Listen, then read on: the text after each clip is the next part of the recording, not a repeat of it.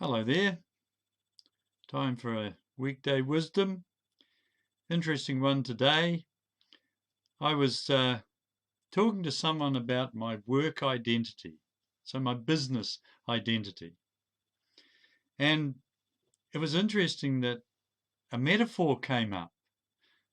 Now, a metaphor is one of the favourite ways for the subconscious to give me information.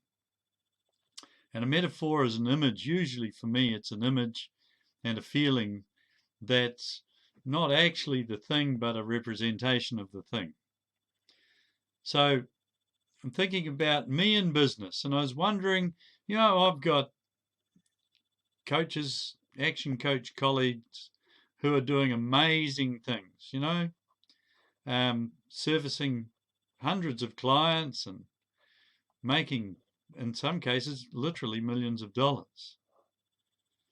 And I'm beavering away doing my thing. And all of a sudden, this image popped into my mind. It's like, it's the difference between one of those big mines in Australia, where they've got big machines that dig out the side of mountains and big trucks that carry things and, process it, and everything's on a gigantic scale.